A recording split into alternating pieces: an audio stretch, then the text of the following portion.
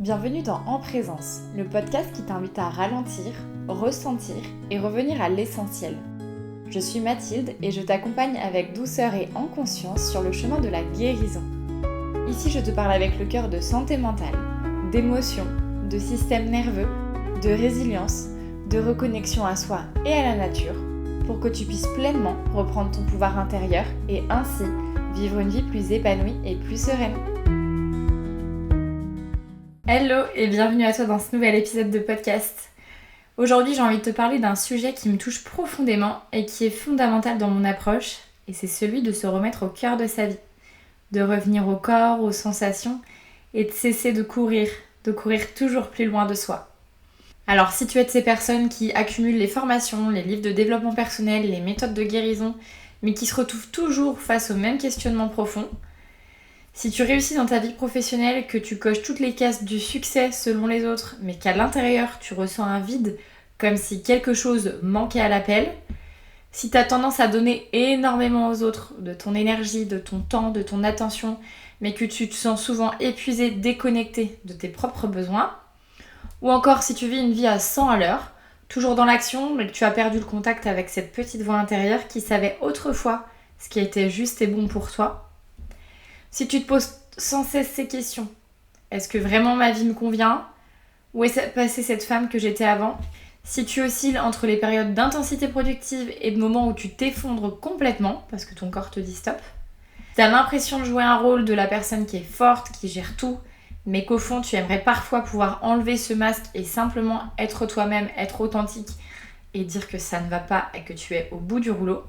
Si tu ressens une nostalgie de toi-même, comme un deuil de celle que tu étais avant que la vie ne t'apprenne à te couper de tes sensations pour survivre. Et si tu cherches cette paix intérieure, cette sensation d'être chez toi, dans ton propre corps et dans ta propre vie, alors si tu te reconnais dans l'une de ces situations, ce podcast est fait pour toi et je pense qu'il va te faire du bien. Si tu as écouté l'épisode que j'ai sorti sur mon histoire, qui est l'épisode 1 de mon podcast En Présence, tu sais que pendant longtemps, habiter mon corps, ça a été très inconfortable. Il y a eu des années de perfectionnisme, d'hyper-contrôle, de fuite dans le mental, et revenir dans mes sensations, c'était comme plonger dans un océan d'émotions que j'avais soigneusement tenu à distance, justement pour pas me faire emporter par la vague. C'était plus facile pour moi de lire un nouveau livre sur le développement personnel que de ressentir cette boule au creux de mon ventre. C'était plus rassurant pour moi de suivre une formation sur la guérison que d'écouter cette fatigue qui me criait dessus depuis des mois et qui me demandait simplement d'arrêter, de ralentir et de stopper les formations. C'était plus simple d'analyser mes schémas que de pleurer cette petite fille en moi qui avait appris trop tôt à se débrouiller toute seule. Et pourtant, quelque part, je savais que toutes ces connaissances accumulées, elles ne remplaceraient jamais cette connexion profonde avec moi-même. Et cette connexion finalement que j'ai perdue en chemin au fil des années, et ça je l'ai très bien expliqué dans l'épisode 1. Les neurosciences, elles nous apprennent quelque chose qui est vraiment fascinant, c'est que quand nous vivons des expériences difficiles, que ce soit des traumatismes évidents ou des petits traumatismes du quotidien, comme grandir dans une famille où il fallait être forte, où les émotions n'avaient pas leur place, et c'est notre système nerveux qui peut se déconnecter de nos sensations corporelles. C'est ce qu'on appelle la dissociation. C'est un mécanisme de survie qui est extraordinaire et qui nous permet de continuer à fonctionner, mais sans ressentir. Mais cette stratégie de dissociation, avec le temps, elle nous coupe de notre boussole intérieure, de notre intuition, de cette sagesse du corps pour savoir ce qui est bon pour nous ou pas. Ça, c'est hyper important parce que toutes les informations sensitives, c'est un petit peu comme le GPS de notre vie. De savoir si je dois aller là ou pas, si je dois m'engager avec telle personne ou pas. Tout ce qui se passe dans le corps, c'est des réponses instinctives. Mais quand on est dissocié, on n'a plus accès à ces réponses instinctives et donc à cette boussole intérieure. Cette fuite dans le mental, cette soif de toujours avoir plus de méthodes, plus d'outils, plus de compréhension, c'était ma façon à moi de rester en sécurité. Parce que ressentir, c'était risquer de toucher de nouveau cette vulnérabilité que j'avais si bien appris à cacher derrière le masque d'une personne qui est forte. Mais ce que j'ai compris aussi, c'est que plus j'accumulais les savoirs sur moi-même, plus je me sentais déconnectée de qui je suis vraiment. C'est comme si j'avais une carte détaillée de mon territoire intérieur, mais que j'avais oublié comment l'habiter. Là encore, il faut un juste équilibre entre apprendre, comprendre et analyser, et puis ressentir laisser infuser et vibrer. Ce juste équilibre, je l'ai cherché pendant très longtemps. Je pense aujourd'hui l'avoir, en tout cas être en capacité de trouver cet équilibre, même si bien sûr il y a des jours où je deal aussi avec des parts de moi qui veulent toujours faire plus de formations, apprendre plus de choses. Mais j'apprends à revenir en moi-même et j'apprends à justement dealer, négocier avec ces parts de moi. Ce qui était complètement impossible il y a quelques années. Et dans cette quête du toujours mieux, du toujours plus aligné, je me suis clairement perdue. Perdue entre celle que je pensais devoir être et celle que j'étais profondément. Et donc il y a des questions qui sont revenues encore et encore. Qui je suis quand j'enlève tous ces masques ? Qui je suis en dehors de ma casquette de professionnelle ? Qu'est-ce qui me rend vraiment heureuse au-delà de ce qu'on attend de moi ? Comment retrouver cette femme authentique que j'ai été avant d'apprendre à me protéger ? Comment retrouver mon authenticité, ma vulnérabilité ? Et là, clairement, j'avais beau avoir un plan de mon territoire, j'arrivais même pas à lire les panneaux. Ces questions, tu les connais peut-être. Elles arrivent souvent quand notre cœur veut nous rappeler à l'ordre. C'est cette partie profonde de nous qui refuse de continuer à vivre en surface et qui nous invite à plonger plus profondément en nous. Et je sais à quel point c'est inconfortable. Parce que dans une société du toujours plus, du vivre toujours plus d'expériences, avoir de nombreuses interactions sociales, acheter le dernier iPhone, consommer un maximum de vêtements dans les magasins, etc., etc., c'est une manière de fuir ce qui se passe à l'intérieur de nous. Et donc, quelque part, la société nous pousse à fuir. Moi, aujourd'hui, je t'invite aussi à revenir, à plonger et à avoir cette force, cette confiance et cette audace d'aller voir ce qui se passe au fond de toi. Et tu sais quoi, j'ai pas toutes mes réponses. Et j'ai appris à faire la paix avec ça. Parce qu'en réalité, est-ce que j'ai besoin d'avoir mes réponses pour être heureuse ? Je ne pense pas. Et est-ce que c'est en cherchant les réponses que je vais les trouver ? Je ne pense pas non plus. Je pense que c'est justement en étant dans le flot de la vie, en habitant pleinement la vie et en habitant pleinement mon corps, que je commence à avoir des réponses.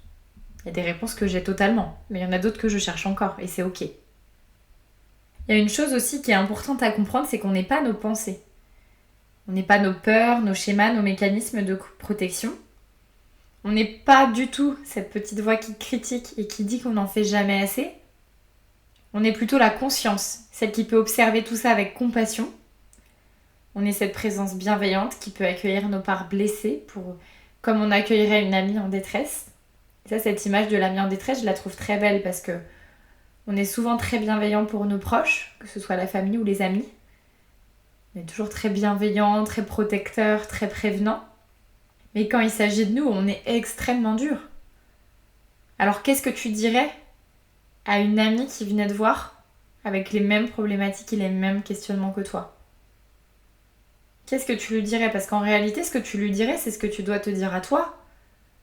Pour te soutenir, pour t'aider, pour t'accompagner. Et cette découverte, elle vient pas des livres.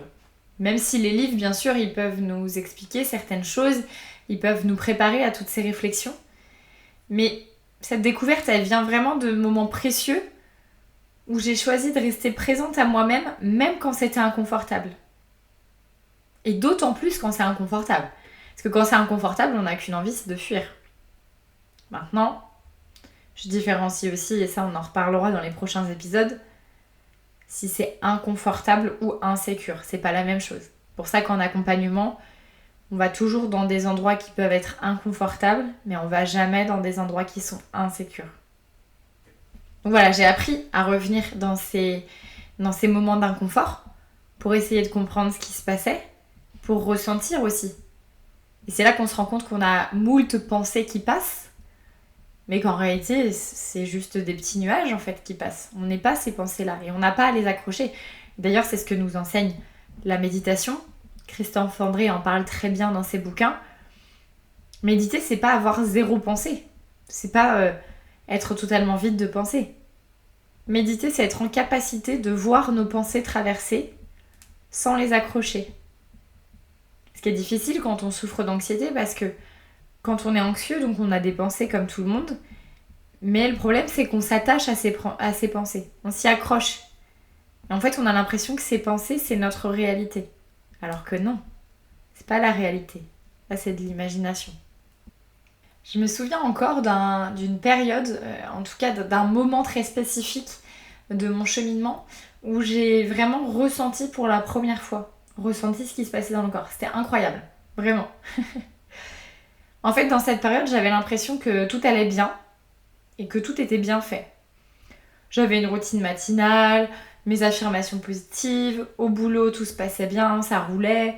Dans ma vie sociale, c'était plutôt assez fluide aussi. Avec mes proches, j'avais des relations apaisées.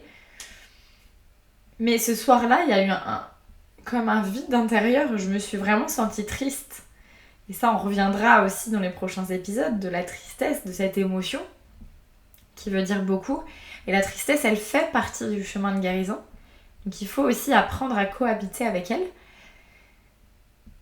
Et en fait, ce soir-là, plutôt que d'aller chercher dans les bouquins, de taper sur internet pour trouver des outils, d'aller chercher une méditation sur YouTube, j'ai décidé juste de rester dans cet inconfort de l'émotion qui était là.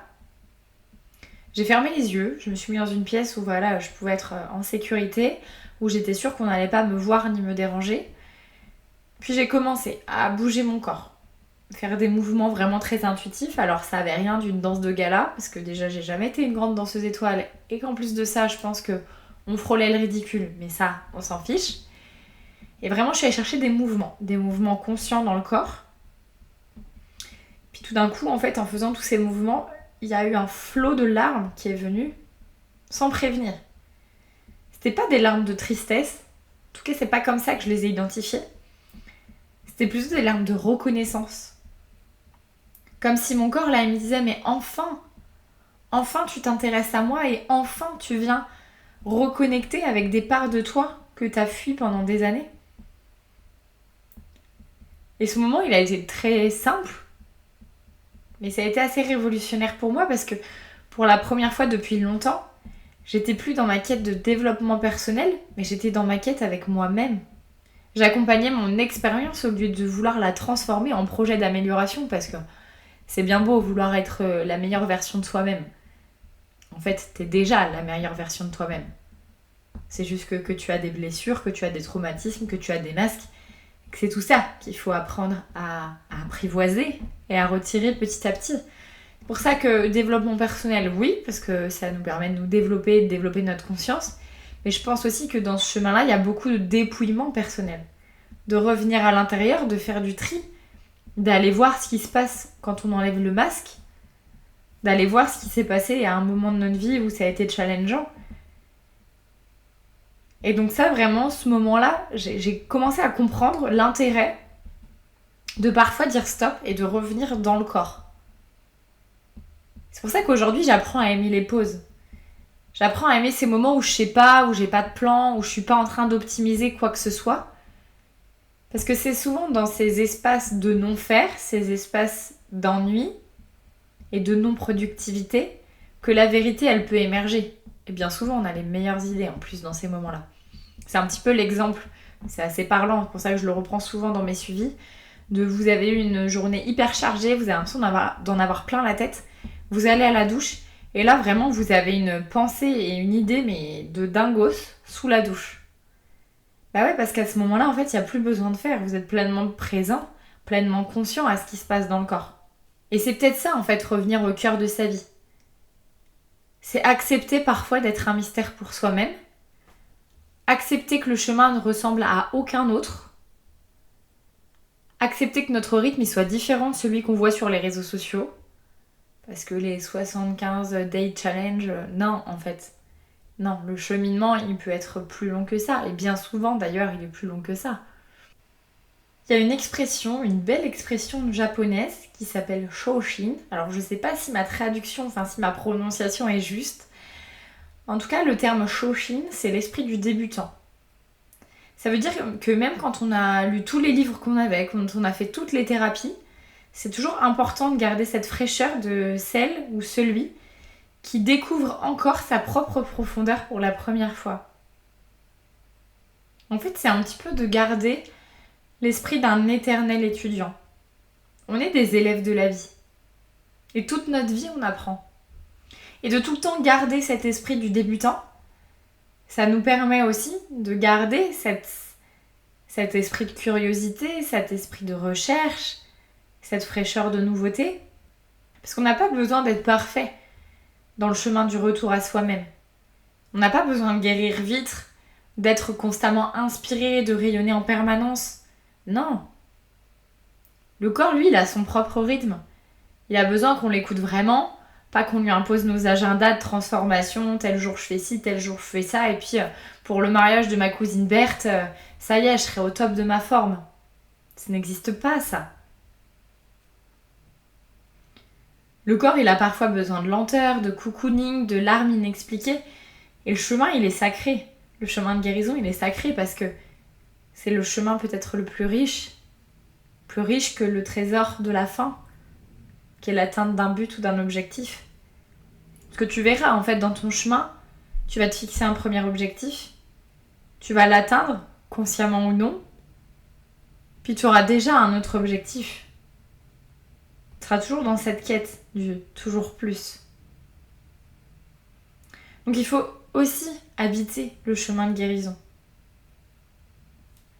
Parce que notre système nerveux, lui, il porte une sagesse qui date de milliers d'années. Il sait comment revenir à l'équilibre, comment se réparer, comment retrouver sa capacité naturelle à la joie. Mais il a besoin de notre patience et de notre confiance.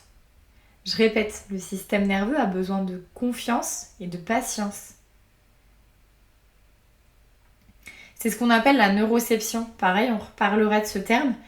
Mais la neuroception, c'est une évaluation inconsciente que fait notre système nerveux pour savoir s'il peut se détendre ou s'il doit rester en vigilance. C'est-à-dire si le corps se sent en sécurité ou bien s'il est en insécurité. Et quand nous revenons dans le corps, dans cette qualité de présence douce et inconditionnelle, on lui envoie un message qui est le message justement de « Ok, là tu peux te déposer. Là il y a un espace safe. » Et c'est dans cet espace que tu vas pouvoir commencer à guérir et à te déployer, à déployer tes ailes. Pour les femmes, habiter son corps, c'est aussi honorer ses cycles. Parce qu'il y a des moments d'expansion et des moments de contraction. Il y a des périodes où on a envie de conquérir le monde et il y en a d'autres où on a juste envie de nous lever contre nous-mêmes, de se mettre sous la couette avec un bon film ou une série Netflix et du chocolat. Et c'est ok en fait. On est cyclique. Les femmes, on est cyclique de manière menstruelle, c'est pour ça qu'on a des cycles menstruels. Tous les mois, notre cycle change, alors que les hommes, ils suivent le même cycle que les cycles des saisons. Donc ils sont sur des cycles solaires, là où nous, en tant que femmes, on est sur des cycles lunaires. C'est pour ça que nous, il y a beaucoup de tumulte intérieur. C'est pour ça que parfois les hommes, ils ont du mal à appréhender nos émotions et nos changements d'humeur, etc. C'est parce que nos cycles, ils sont beaucoup plus rapprochés qu'eux. Et une pratique que je propose souvent aux personnes que j'accompagne, c'est que chaque matin, avant de regarder ton téléphone, avant de plonger dans la to-do list qui sommeille sur ton bureau, pose tes mains sur toi. Ça peut être ton ventre, ton cœur, tes cuisses. Peu importe, l'endroit où tu sens que c'est ok de mettre tes mains. Et demande-toi, et demande aussi à ton corps, de quoi il a besoin aujourd'hui. Pas ce que tu crois devoir faire, parce qu'il serait bien que tu fasses. Non, juste de quoi as-tu besoin. Parfois, il a besoin de temps, parfois il a besoin de respiration, parfois il a besoin d'extérieur, parfois il a besoin de faire pipi. Voilà. De quoi mon corps a besoin. Et écoute la réponse, sans jugement, sans négociation. Parfois, il te dira qu'il a besoin de mouvement, parfois il a besoin plutôt de calme, parfois il a besoin de connexion, parfois il a besoin de solitude. Et si tu peux honorer ne serait-ce qu'un petit pourcentage de ce besoin dans ta journée, tu verras comme les choses changent. Parce que quand tu commences à écouter les besoins de ton corps il commence à comprendre qu'il est légitime. Et qu'il peut être en bonne santé, être bien, etc. Par contre, quand tu es dans une fuite constante de toi et notamment de ton corps, à un moment donné, il tire des sirènes d'alarme en fait. Il Il y a des douleurs chroniques, il y a des insomnies, il y a des crises d'angoisse, il y a des émotions qui sont là, il y a des tocs. Voilà. Tous ces petits signaux, c'est des signaux que ton corps t'envoie pour te dire mais en fait, écoute-moi, je suis là moi aussi. Et ton corps, c'est le seul véhicule que tu as, c'est le véhicule de toute ta vie. Donc il est précieux. Autant tu pourras changer de maison, tu pourras changer de partenaire, tu pourras changer d'amis. Ton corps, tu peux pas le changer. Ton corps, il est là et c'est le véhicule de ta vie. Il y a quelque chose, je pense, qui me semble important à dire, c'est que la guérison suit des rythmes. Notamment quand on est femme, ça suit des rythmes féminins. Et donc c'est pas linéaire, c'est pas prévisible, c'est pas mesurable selon les critères masculins de performance. La guérison, elle est cyclique, comme la lune, comme les saisons, comme nos propres cycles menstruels. Il y a des moments de pleine lune où on se sent puissante, claire et connectée. Et il y a des moments de nouvelle lune où là on a juste envie de nous retirer, de faire le vide et de se laisser mourir, de laisser mourir ce qui doit mourir à petit feu pour qu'on puisse de nouveau renaître. Le chemin de guérison, c'est ça. Tu vas avancer, tu vas comprendre, tu vas être dans une phase d'expansion, puis il y a quelque chose qui va remonter à la surface, tu vas avoir besoin de te retirer, de faire le vide, de ressentir ce qui se passe. Peut-être de te laisser aller à certaines émotions inconfortables comme la colère, la tristesse, la frustration ou je ne sais quoi. Et puis quand l'émotion sera passée, tu vas de nouveau renaître. Et non seulement c'est normal, mais en plus c'est nécessaire. Parce que chaque phase nous enseigne que quelque chose d'unique sur nous-mêmes est en train de passer. Chaque rechute, si on peut les appeler comme ça, nous invite à développer une nouvelle facette de notre compréhension et de notre compassion envers nous-mêmes. Un peu à l'image d'une spirale. En fait, on ne fait pas de surplace.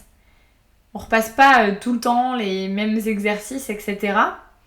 Un peu à l'image d'une spirale. Si tu regardes la spirale d'au-dessus, tu vois un rond. On voit rien d'autre que le rond. Mais quand tu décides de regarder la spirale de côté, tu te rends compte que les ronds sont pas de la même taille et que ça grandit et que ça évolue. Toi, c'est la même chose en fait. Ton parcours, il est fait d'évolution. Maintenant, oui, il y a des fois on s'en rend pas compte, mais tu évolues et chaque jour tu évolues. Et donc l'anxiété qui revient parfois au galop, cette petite fille blessée qui refait surface ou ce petit garçon englué dans ses peurs qui refait surface, ça veut pas dire que t'as pas progressé. C'est qu'elle est assez en confiance pour de nouveau se montrer cette part-là de toi. Parce que tu as développé sur ton chemin de guérison une capacité à accueillir avec plus de tendresse. Donc plus tu avances, plus tu gagnes en confiance, et plus les parts de toi qui sont blessées peuvent de nouveau réapparaître. Plus tu évolues, plus tu retrouves ta sécurité intérieure, et plus les réponses de survie vont petit à petit s'enlever. Mais ça, il faut du temps, il faut accueillir ce processus. Je te le répète ici, mais ton propre rythme, il est sacré. Ton chemin, il est unique. Et ce que tu vis en ce moment, même si ça ne ressemble pas à ce que tu avais imaginé, c'est exactement ce dont tu as besoin pour grandir et pour guérir. T'es exactement là où tu dois être. T'es au bon endroit. T'as pas besoin de ressembler aux personnes que tu vois en ligne qui font semblant de tout avoir compris, de tout avoir réussi. T'as pas à être constamment inspirante, radieuse, alignée. T'as le droit d'être humaine en fait. T'as le droit d'avoir des moments de doute, de confusion, de vulnérabilité, de pleurs. En fait, t'es juste humaine. Et tu sais quoi ? C'est dans ces moments-là que tu es la plus vraie, la plus touchante et la plus inspirante. Parce que c'est là que tu rejoins cette part de toi qui est la part la plus authentique.